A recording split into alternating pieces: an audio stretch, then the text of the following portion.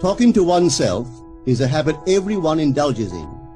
We could no more stop talking to ourselves than we could stop eating and drinking. All that we can do is control the nature and the direction of our inner conversations.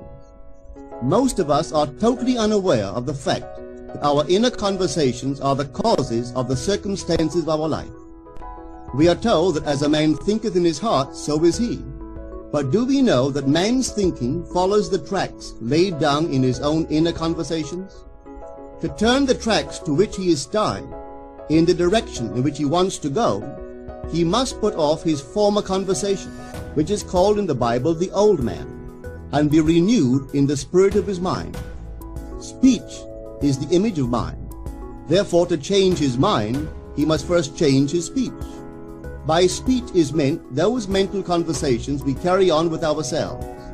The world is a magic circle of infinite possible mental transformations, for there are an infinite number of possible mental conversations. When man discovers the creative power of inner talking, he will realize his function and his mission in life. Then he can act to a purpose. Without such knowledge, he acts unconsciously. Everything is a manifestation of the mental conversations which go on in us without our being aware of them. But as civilized beings, we must become aware of them and act with a purpose. A man's mental conversations attracts his life. As long as there is no change in his inner talking, the personal history of the man remains the same. To attempt to change the world before we change our inner talking is the struggle against the very nature of things. Man can go round and round in the same circle of disappointments and misfortunes, not seeing them as caused by his own negative inner talking, but as caused by others. This may seem far-fetched, but it is a matter which lends itself to research and experiment. The formula the chemist illustrates is not more certainly provable than the formula of this science by which words are clothed in objective reality. One day a girl told me of her difficulties in working with her employer. She was convinced that he unjustly criticized and rejected her very best efforts. Upon hearing her story, I explained that if she thought him unfair, it was a sure sign that she herself was in need of a new conversation piece. There was no doubt that she was mentally arguing with her employer, for others only echo that which we whisper to them in secret. She confessed that she argued with him mentally all day long. When she realized what she had been doing, she agreed to change her inner conversations with her employer. She imagined that he had congratulated her on her fine work, and that she in turn had thanked him for his praise and kindness. To her great delight, she soon discovered that her own attitude was the cause of all that befell her. The behavior of her employer reversed itself. It echoed, as it had always done, her mental conversations with him. I rarely see a person alone without wondering to what conversation piece is he tied. On what mysterious track is he walking? We must begin to take life consciously, for the solution of all problems lies just in this. The second man, the Lord from heaven in all of us, is trying to become self-conscious in the body, that he may be about his Father's business. What are his labors? To imitate his Father, to become master of the Word, master of his inner talking, that he may mold this world of ours into a likeness with the kingdom of love. The prophet said, "Be ye imitators of God as dear children." How would I imitate God? Well, we are told that God calls things that are not seen as though they were seen, and the unseen become seen. This is the way the girl called forth praise and kindness from her employer. She carried on an imaginary conversation with her employer from the premise that he had praised her work, and he did. Our inner conversations represent in various ways the world we live in. Our individual worlds are self-revelations of our own inner speech. We are told that every idle word that men shall speak, they shall give account thereof. For by their words they shall be justified, and by their words they shall be condemned. We abandon ourselves to negative inner talking, yet expect to retain command of life. Our present mental conversations do not recede into the past as man believes. They advance into the future to confront us as wasted or invested words. My word, said the prophet, shall not return unto me void, but it shall accomplish that which I please, and it shall prosper in all the things whereto I sent it. How would I send my word to help a friend? I would imagine that I am hearing his voice, that he is physically present, that my hand is on him. I would then congratulate him on his good fortune, tell him that I have never seen him look better. I would listen as though I heard him. I would imagine that he is telling me he has never felt better, he has never been happy. And I would know that in this loving, knowing communion with another, a communion populous with loving thoughts and feelings, that my word was sent, and it shall not return unto me void, but it shall prosper in the thing whereto I sent it. Now is the accepted time. Now is the day of salvation. It is only what is done now that counts, even though its effects may not be visible until tomorrow. Be called not aloud, but by an inner effort of intense attention. To listen attentively, as though you heard, is to create. The events and relationships of life are your word made visible. Most of us rob others of their willingness and their ability to be kind and generous by our fixed attitudes towards them. Our attitudes unfold within us in the form of mental conversations. Inner talking from premises of fulfilled desire is the way to consciously create circumstances. Our inner conversations are perpetually outpictured all around us in happiness. Therefore, what we desire to see and hear without, we must see and hear within. For the whole manifested world goes to show us what use we have made of the word. If you practice this art of controlled inner speaking, you too will know what a thrill it is to be able to say, and now I have told you before it come to pass, that when it is come to pass, ye might believe. You will be able to consciously use your imagination to transform and channel the immense creative energies of your inner speech from the mental, emotional level to the physical level. And I do not know what limits, if any, there are to such a process. What is your aim? Does your inner talking match it? It must, you know. If you would realize your aim, for as the prophet asked, can two walk together except they be agreed? And of course the answer is no, they cannot. The two who must agree are your inner conversation and the state desired. That is, what you desire to see and hear without, you must see and hear within. Every stage of man's progress is made by the conscious exercise of his imagination, matching his inner speech to his fulfilled desire. As we control our inner talking, matching it to our fulfilled desires, we can lay aside all other processes. Then we simply act by clear imagination and intention. We imagine the wish fulfilled and carry on mental conversations from that premise. The right inner speech is the speech that would be yours were you to realize your ideal. In other words, it is the speech of fulfilled desire. Now you will understand how wise the ancient was when he told us in the Hermetica. There are two gifts which God has bestowed upon man alone and on no other mortal creature. These two are mind and speech, and the gift of mind and speech is equivalent to that of immortality. If a man uses these two gifts rightly, he will differ in nothing from the immortals, and when he quits his body, mind and speech will be his guides, and by them he will be brought into the troop of the gods and the souls that have attained to bliss. With the gift of mind and speech, you create the conditions and circumstances of life. In the beginning was the Word, and the Word was with God, and the Word was God. The Word, said Hermes, is Son, and mind is Father of the Word.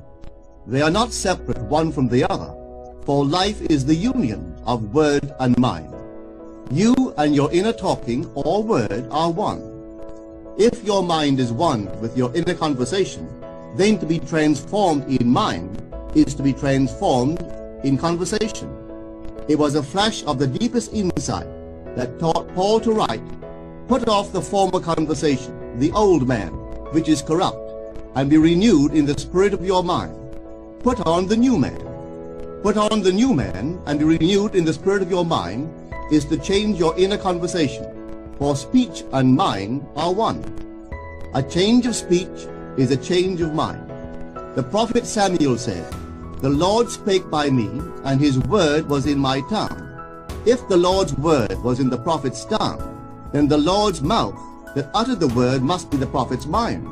For inner conversations originate in the mind and produce little tiny speech movements in the tongue.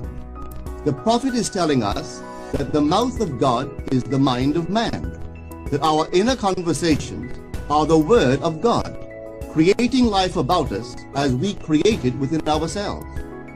In the Bible you are told that the word is very near to you, in your mouth and in your heart, that you may do it.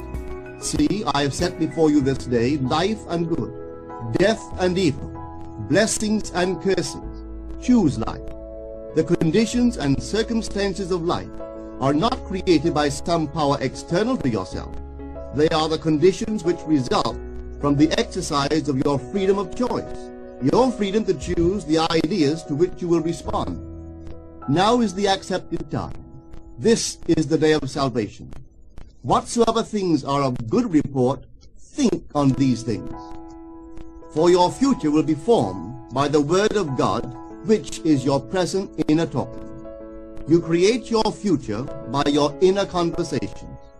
The worlds were framed by the word of God, that is your inner talking. See yonder fields? The sesamum was sesame, the corn was corn, the silence and the darkness knew. So is a man's fate born. For ends run true to origins. If you would reap success, you must plant success. The idea in your mind which starts the whole process going is the idea which you accept as true. This is a very important point to grasp, for truth depends upon the intensity of imagination, not upon facts. When the girl imagined that her employer was unfair, his behavior confirmed her imagination. When she changed her assumption of it, his behavior reflected the change, proving that an assumption, though false, if persisted in, will harden into fact. The mind always behaves according to the assumption with which it starts. Therefore, to experience success, we must assume that we are successful. We must live wholly on the level of the imagination itself, and it must be consciously and deliberately undertaken. It does not matter if, at the present moment, external facts deny the truth of your assumption. If you persist in your assumption, it will become a fact. Signs follow. They do not precede. To assume a new concept of yourself is to that extent to change your inner talking or word of God, and is therefore putting on the new man. Our inner talking, though unheard by others, is more productive of future conditions than all the audible promises and threats of men. Your ideal is waiting to be incarnated, but unless you yourself offer it human parentage, it is incapable of birth. You must define the person you wish to be, and then assume the feeling of your wish fulfilled, in faith that that assumption will find expression through you. The true test of religion is in its use, but men have made it a thing to defend. It is to you that the words are spoken. Blessed is she that believed, for there shall be an accomplishment of those things which are spoken unto her from the Lord. Test it, try it. Conceive yourself to be one that you want to be, and remain faithful to that conception. For life here is only a training ground for image making. Try it and see if life will not shape itself on the model of your imagination. Everything in the world bears witness of the use or misuse of man's inner talking. Negative inner talking, particularly evil and envious inner talking, are the breeding ground of the future battlefields and penitentiaries of the world. Through habit, man has developed a secret affection for these negative inner conversations. Through them he justifies failure, criticizes his neighbors, gloats over the distress of others, and in general pours out his venom on all. Such misuse of the word perpetuates the violence of the world.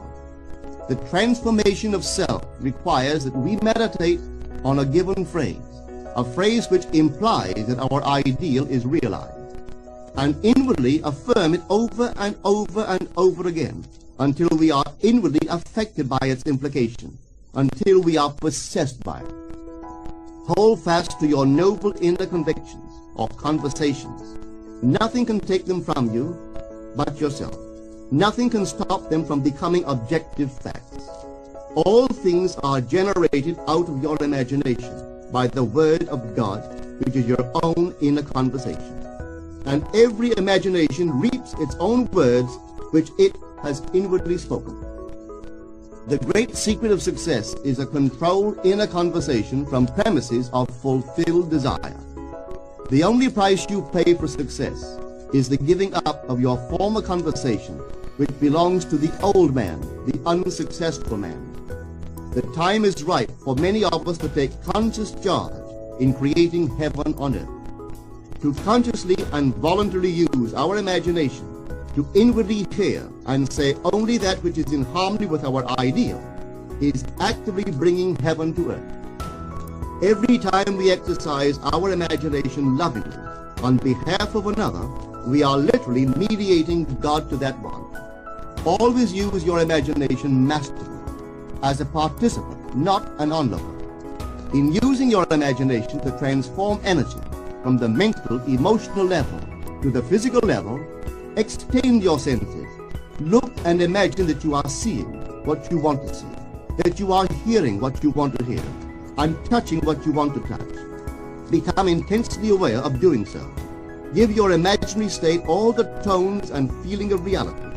Keep on doing so until you arouse within yourself the mood of accomplishment and the feeling of relief. This is the active, voluntary use of the imagination, as distinguished from the passive, involuntary acceptance of appearances.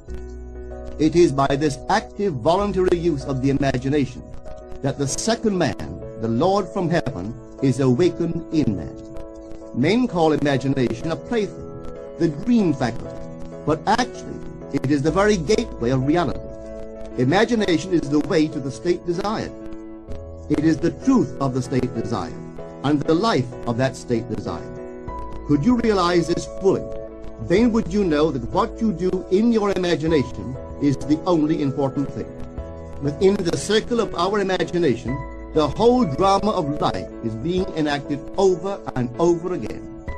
Through the bold and active use of the imagination, we can stretch out our hand and touch a friend 10,000 miles away and bring health and wealth to the parched lips of his being. It is the way to everything in the world. How else could we function beyond our fleshly limitations? But imagination demands of us a fuller living of our dreams in the present. Through the portals of the present, the whole of time must pass. Imagine elsewhere as here, and then as now. Try it and see. You can always tell if you succeeded in making the future dream a present fact by observing your inner talking. If you are inwardly saying what you would audibly say were you physically present and physically moving about in that place, then you have succeeded. And you could prophesy from these inner conversations and from the moods which they awaken within you what your future will be.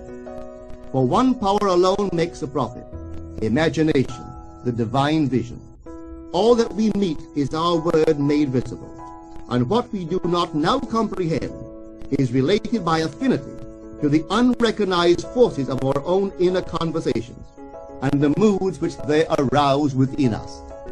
If we do not like what is happening to us, it is a sure sign that we are in need of a change of mental diet. For man, we are told, lives not by bread alone, but by every word that proceeds from the mouth of God. And having discovered the mouth of God to be the mind of man, a mind which lives on words or inner talking, we should feed into our minds only loving, noble thoughts. For with words or inner talking, we build our world. Let love's lordly hand raise your hunger and thirst to all that is noble and of good report, and let your minds starve